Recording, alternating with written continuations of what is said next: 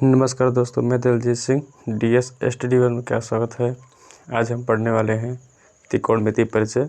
ठीक है, तो उसमें हम आपको पहला पार्ट में पढ़ाए थे क्वेश्चन नंबर 1 से लेकर 4 तक के। ठीक है, तो आज हम यहाँ से 4 से लेकर के 11 तक पढ़ेंगे, क्योंकि हमारे प्रश्नावली में कितने पूरा टोटली 11 सवाल है। तो यहाँ पे हम आपको सूत्र भी बता चुके थे। उसमें एक सूत्र हमने आपको बताया था लाल बटा कक्का। ठीक है, किसका? लाल बटा में कक्का।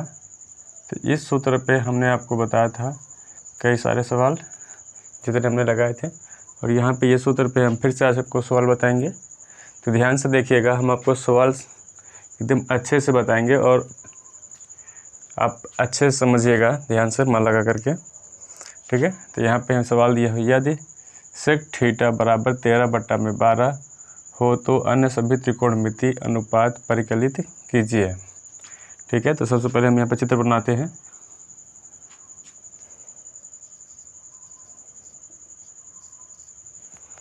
ठीक, तो चित्र बनाते हैं। मान लीजिए हमारे पास क्या है, एक त्रिकोण है, एक त्रिभुज। इस त्रिभुज में हमने यहाँ पे दे लिखा है सेक थीटा बराबर कितना है, 13/12। सेक थीटा बराबर है 13/12। तो इसका हम नाम देते हैं ABC। मान लीजिए हम इस वाले भुजा को, इस वाले कोण को हम ले रहे हैं, क्योंकि हमारा B क्या है 90 अंश है। तो हम इस वाली भुजा को लेंगे जो C है, ये हमारा C न्यून कोण होगा। तो न्यून कोण से हम C से लेते हैं। तो यहाँ से देखते हैं, इस पर मान रखते हैं सेक थीटा बराबर क्या होता है, साइन होता है, इस पर कॉस होता है, इस पर टैन होता है। इस पर कॉसेक होता है और इस पर सेक होता है। आपको बताए थे कि कॉस का उल्टा क्या होता है, सेक होता है। तो सेक थीटा बराबर क्या हो जाएगा, कर्ण बटा में आधार। तो यहाँ क्या है, ये कर्ण बटा में आधार होता है किसके बराबर, सेक थीटा बराबर। ठीक, जब यहाँ पे सेक थीटा बराबर कर्ण बटा में आधार हो जाएगा, तो यहाँ पे ये 13 किसका मान है, कर्ण का मान है, और 12 किसका मान है, आधार का। तो यहाँ पे जब ये नीचे भुजा है, यहाँ पे ये वाला कोण लेते हैं, तो इसके जो यहाँ नीचे वाली भुजा होती है, ये इस भुजा को हम क्या कहते हैं, आधार। और इस वाली भुजा को क्या कहते हैं हम लोग, कर्ण। और ये क्या होती है, ये वाली भुजा लंब होती है। ठीक, तो यहाँ पे कर्ण और आधार का मान है। तो कर्ण का मान कितना है, 13 है, यहाँ पे हमने रख दिया। A और C क्या है, कर्ण है, तो कर्ण का मान 13 सेंटीमीटर देगा। और यहाँ पे 12 क्या है, आधार है। तो यहाँ पे 12 हम लिखेंगे।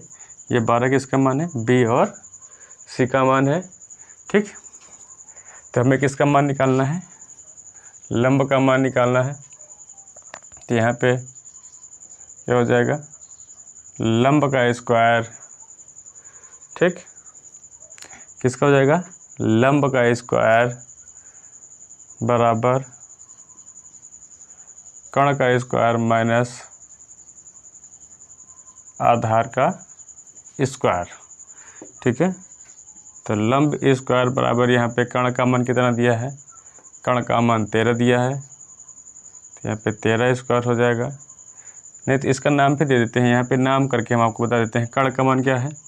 बल्कि यहाँ पे लंब है, तो लंब का मान क्या है, A और B नाम है। तो यहाँ AB का स्क्वायर बराबर कर्ण क्या है, A और C है। तो यहाँ पे A और C रखा जाएगा। AC का स्क्वायर माइनस हमारे पास क्या आधार है, तो B और C है, तो BC का स्क्वायर। ठीक, तो यहाँ पे BC का हो जाएगा। अब AB का मान हमें निकालना है।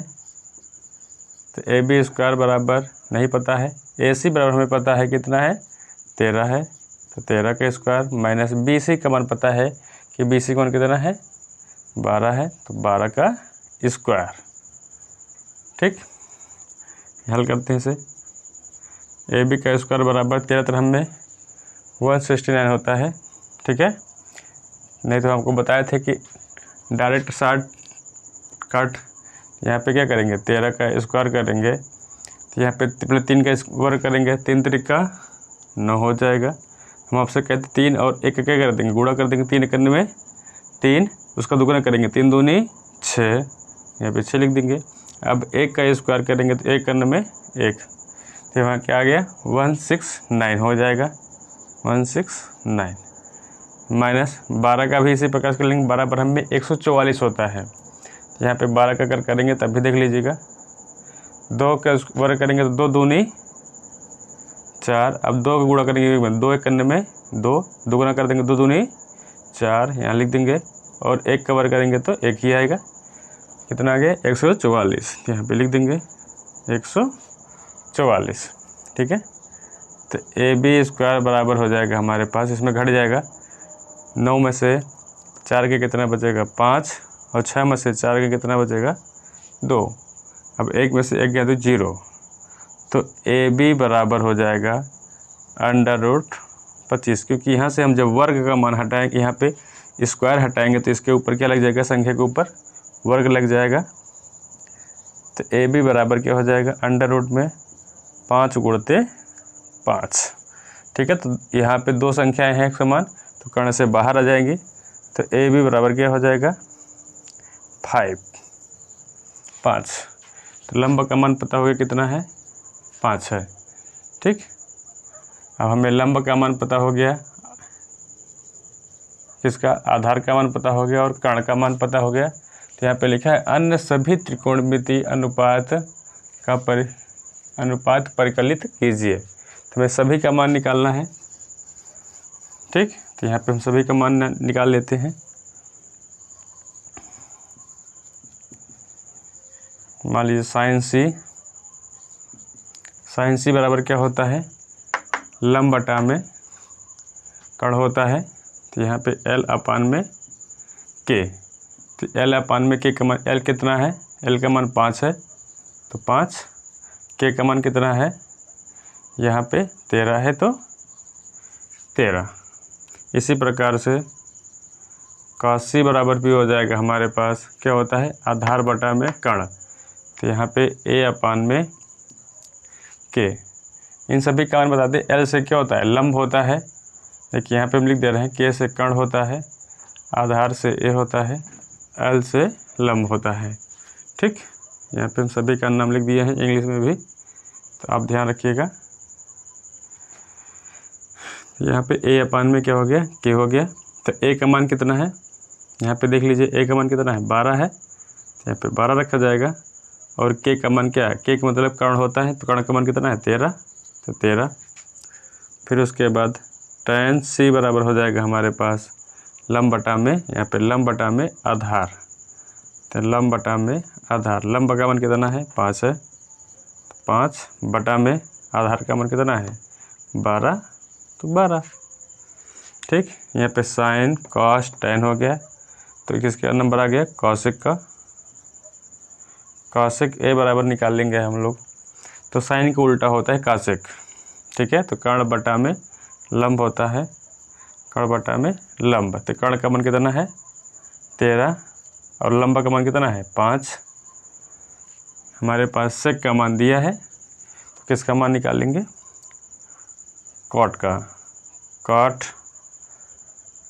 यहाँ पे C बराबर निकालेंगे, यहाँ पे C होगा, तो कॉट C बराबर निकालेंगे तो क्या हो जाएगा आधार बटा में लंब, तो आधार बटा में लंब बराबर, यहाँ पे आधार का मान कितना है देख लीजिए, आधार का मान हमारे पास कितना है 12, तो 12 बटा में लंब का मान कितना है 5, तो 5। ठीक है, तो यहाँ पे हम सभी का मान निकालिए, क्योंकि यहाँ पे 5 मान निकाले हैं, क्योंकि छठा मान हमारे पास दिया हुआ था, क्योंकि यहाँ पे एक भी मान हमें पता होगा इसमें से, जैसे यहाँ पे सेक थीटा बराबर 13/5, यहाँ 13/12 है, तो 13/12 अगर पता रहेगा तो हम यहाँ से सभी का मान निकाल सकते हैं। ठीक है, आप ये सवाल ध्यान से देख लीजिए, फिर उसके बाद हम अगला सवाल आपको बताते हैं, सवाल नंबर 6। ठीक, इसका स्क्रीनशॉट ले लीजिए।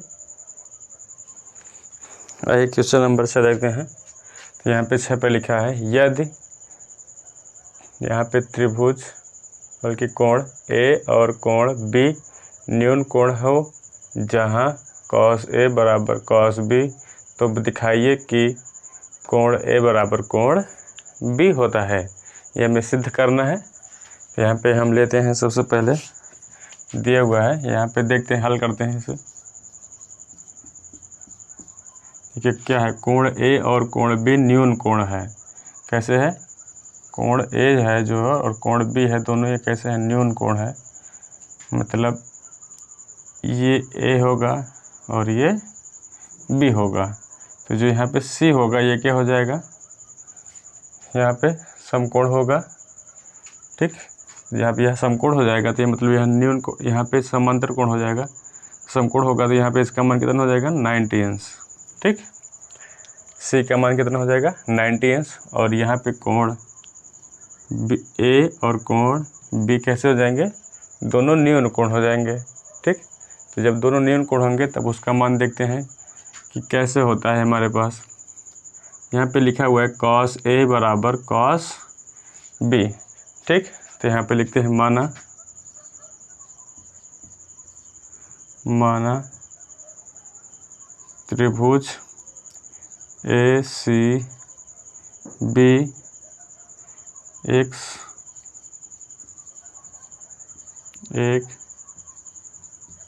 समकोण त्रिभुज।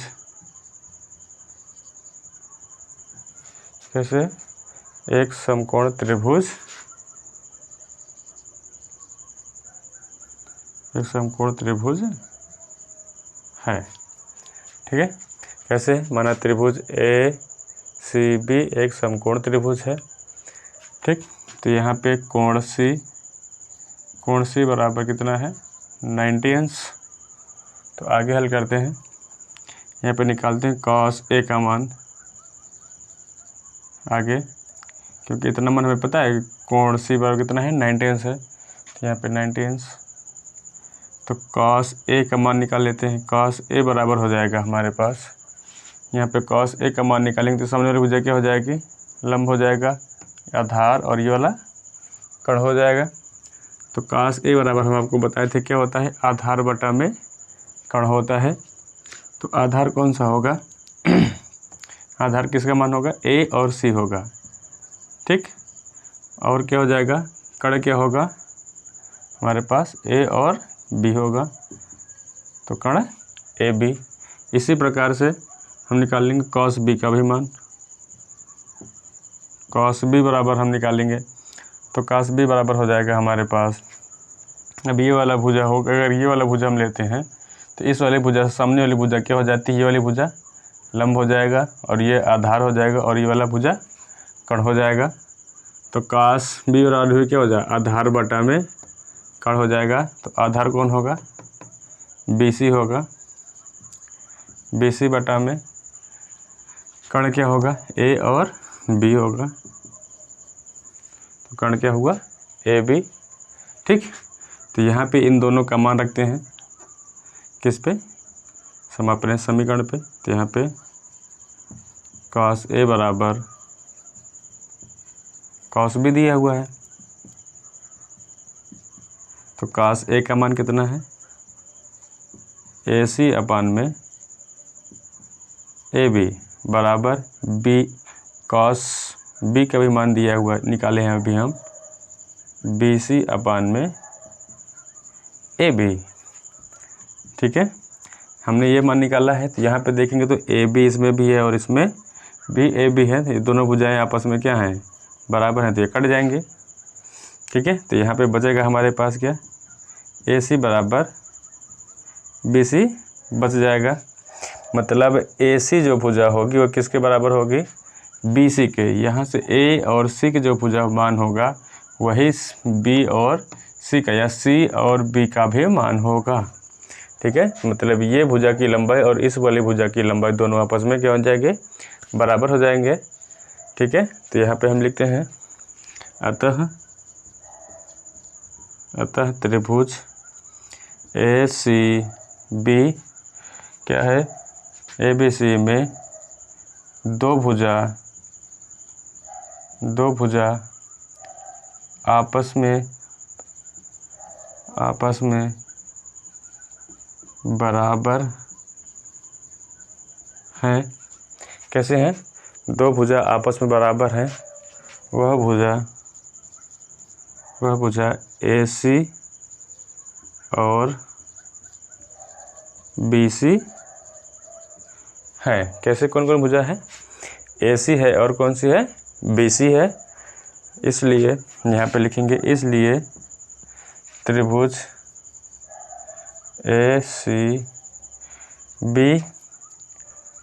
के दो न्यून कोण ACB के दो न्यून कोण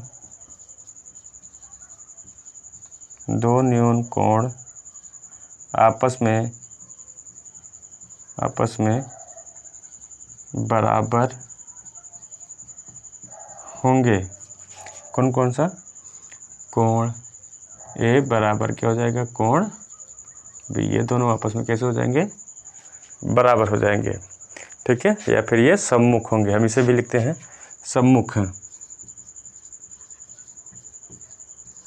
सम्मुख कोण।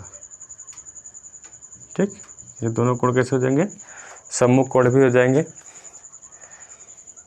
यहाँ पे आप इन दोनों सवालों का स्क्रीनशॉट ले लीजिए। फिर हम आपको अगला सवाल बताते हैं, सवाल नंबर 7। सवाल नंबर 7 देखते हैं। यदि cot थीटा बराबर 7/8 तो पहले नंबर 1 + sin थीटा, दूसरे क्वेश्चन में 1 - sin थीटा, अपान में 1 + cos थीटा, दूसरे क्वेश्चन में 1 - cos थीटा। ठीक है, ये पहला सवाल है। दूसरा सवाल है cot² थीटा का मान निकालिए। तो हमारे पास यहाँ पे लिखा हुआ है, हल करते हैं इसे पहले। सबसे पहले हल, तो cot थीटा बराबर 7/8। ठीक है, तो cot थीटा कितना दिया है? 7/8। अगर आपको पता नहीं है तो हम आपको बताए भी थे कि लाल बटा में कक्का, इससे हम आसानी से निकाल लेते हैं। यहाँ पे इसके माध्यम से हम निकालते हैं। ये साइन का मान होता है, ये कॉस का और ये tan का। तो tan का उल्टा क्या होता है? कॉट होता है। तो कॉट बराबर क्या होता है? आधार बटा में लंब होता है। एक त्रिभुज बनाते हैं यहाँ पे हम। सबसे पहले मान लीजिए एक त्रिभुज है यहाँ पे। इस त्रिभुज का नाम पहले A, B और C है। B क्या है? जो B होगा यह समकोण होगा। ठीक है, तो ये जो C होगा इसे हम न्यून कोण मान रहे हैं। किसको? C को हम न्यून कोण मान रहे हैं। जब C को न्यून कोण मानेंगे तो सामने वाली भुजा क्या होगी? यहाँ पे ये वाली भुजा आपको A और B वाली भुजा लंब होगा, और A और C वाला भुजा कर्ण होगा, और B और C वाला क्या हो जाएगा? आपका आधार हो जाएगा। तो यहाँ पे इस पे हिसाब से मानते हैं। तो यहाँ पे cot थीटा और क्या होता है? आधार बटा में लंब होता है। तो आधार का मान कितना होगा? ऊपर 7 होगा जो आधार होगा, और जो 8 होगा वह क्या हो जाएगा? लंब हो जाएगा। हमें किसका मान निकालना है? कर्ण का मान निकालना है। तो ये इसे हम लंब कहते हैं AB को, BC को आधार, और A और C को क्या कहते हैं? कर्ण। तो कर्ण का मान हमें नहीं पता है, तो पाइथागोरस प्रमेय से,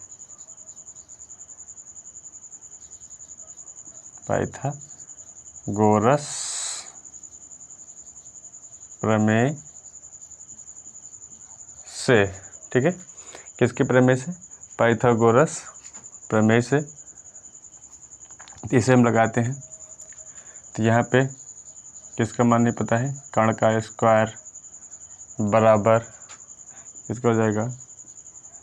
लंब का स्क्वायर प्लस आधार का स्क्वायर। ठीक है, तो कर्ण का मान क्या है? AC है। तो AC स्क्वायर बराबर लंब का मान कितना है? A और B है, तो AB का स्क्वायर प्लस आधार का मान कितना है? B और C है, तो BC का स्क्वायर। ठीक, इतना आपको समझ में आ गया? अगर इतना आपको समझ में आ गया तो यहाँ पे AB का मान कितना दिया हुआ है? A और B का मान 8 है। तो यहाँ पे AB के स्थान पे हम क्या रखेंगे? 8 रख देंगे। तो यहाँ पे 8 का स्क्वायर प्लस BC, B और C, BC का मान कितना है? 7 है। तो यहाँ पे 7 का स्क्वायर किसके बराबर? AC स्क्वायर के बराबर होगा। तो यहाँ पे AC स्क्वायर बराबर क्या हो जाएगा, 8 का वर्ग करेंगे 8 × 64 हो जाएगा, प्लस 7 का वर्ग करेंगे 7 × 7 49 हो जाएगा। यहाँ पे 49 लिखा जाएगा, इसे हम जोड़ लेंगे। AC स्क्वायर बराबर हो जाएगा 9 और 4 कितना हो जाएगा 13 और 6 4 10 और 10 1 कितना हो जाएगा 11। ठीक, तो यहाँ पे इसका हम स्क्वायर हटाएंगे या इसे वर्ग कहते हैं, तो वर्ग को हम हटाएंगे तो इस पे क्या लग जाएगा, अंडर रूट लग जाएगा। तो AC बराबर क्या हो जाएगा, √113। ठीक, तो यहाँ पे ये किसका मान पता चल गया, AC का मान पता चल गया। यहाँ पे AC बराबर कितना है, √113 है। ठीक, तो हम पहले सवाल लगाते हैं यहाँ से।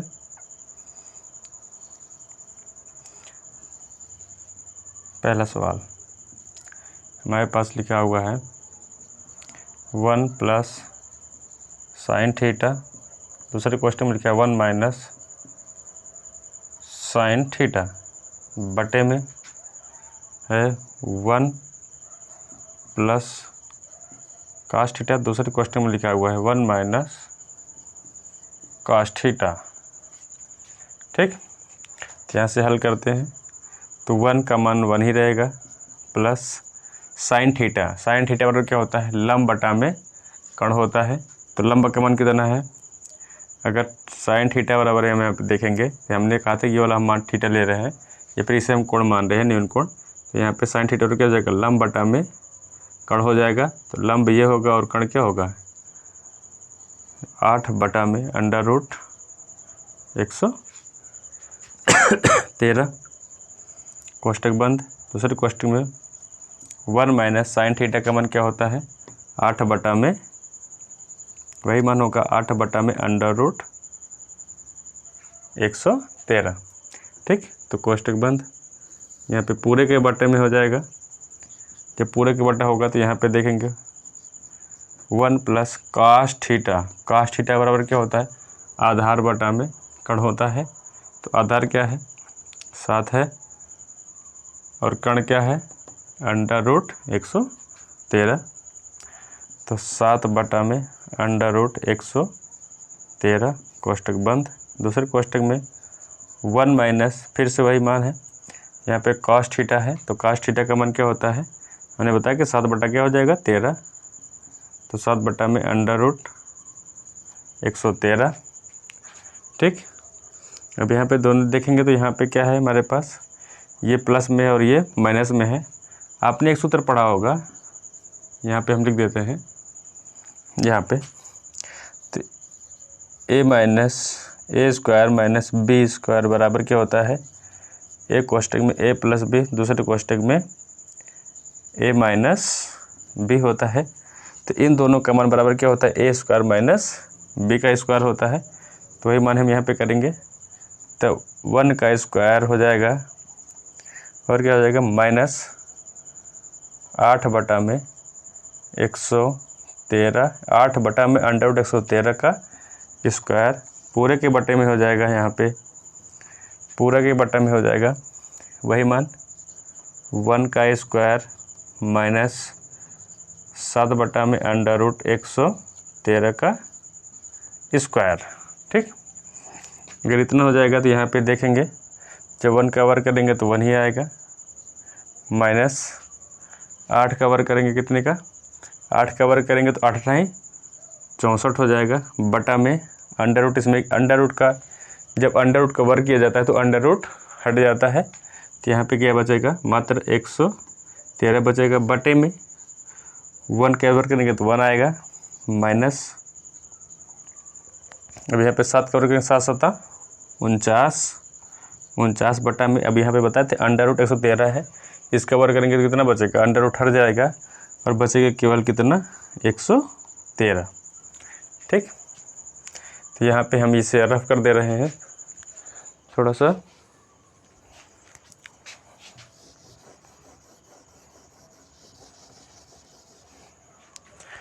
तो ऊपर हम कर दे रहे हैं, तो यहाँ पे देखिएगा कितना बचा है हमारे पास, यहाँ पे है 1 माइनस 1, यहाँ पे 64 बटा में 113, पूरे के बटा में 1 माइनस 49 बटा में 113। यहाँ पे 113 का गुणा करेंगे एक में तो कितना आ जाएगा, 113 ही होगा, माइनस 64 हो जाएगा बटे में 113। अब पूरे के बटा देखेंगे तो क्या हो जाएगा, फिर से वही, यहाँ पे 100, इसमें 113 गुणा करेंगे एक में तो कितना आ जाएगा, 113 माइनस 49 बटा में 113। 113 13 कैंसिल हो जाएगा, बचेगा क्या हमारे पास, यहाँ पे 113 माइनस 64 बचेगा और यहाँ पे 113 माइनस 49 बचेगा। तो घटा लीजिए, यहाँ पे एक हासिल देगा 3 में, 3 को 13 हो जाएगा, 13 में से 4 के कितना बचेगा 9, और यहाँ पे बचा कितना 10, 10 में से 6 के कितना बचेगा 4। अब यहाँ पे 13 में से 9 गया तो कितना बचेगा 4 बचेगा, और यहाँ पे 10 में से 4 के कितना बचेगा 6। ये आपका केस का मान हो गया। यहाँ पे इसका मान हो गया 1 प्लस साइन थीटा, दूसरे क्वेश्चन में 1 माइनस साइन थीटा, अपन में 1 प्लस कॉस थीटा, दूसरे क्वेश्चन में 1 माइनस कॉस थीटा का मान होगा 49 बटा में 64 होगा। ठीक, आज दूसरा क्वेश्चन जो है हमारे पास यहाँ पे लगाते हैं। यहाँ पे दिया है काट स्क्वायर थीटा का मान निकालिए। ठीक है, तो हम यहाँ पे चित्र हटा दिए हैं, तो चित्र के हिसाब से हम आपको बताते हैं तो क्या जाता। यहाँ पे देख लीजिए, चित्र हम हटा दिए तो उसके बाद फिर बना देते हैं और बता देते हैं। यहाँ पे ये ए था और ये बी और ये सी था। ठीक, इसका मान हमने कितना माना था, यहाँ पे 8 था और इसका मान 7, इसका मान √113 आया हुआ था, और ये कैसे था 90 अंश का था, और ये हमारा न्यून कोण है। कौन सा, कोणीय न्यून कोण था। तो इसके हिसाब से हम लाल बटा कक्का के हिसाब से देखें तो लाल बटा कक्का के हिसाब से क्या होता है काट थीटा बराबर क्या होता है, आधार बटा में लंब होता है। क्या होता है, आधार बटा में लंब। तो यहाँ पे आधार का मान 7 है और लंब का मान कितना है 8 है। तो यहाँ पे रखते हैं काट स्क्वायर थीटा बराबर हम निकालेंगे, इसका मान कितना है, काट स्क्वायर थीटा बराबर क्या होता है, आधार बटा में लंब।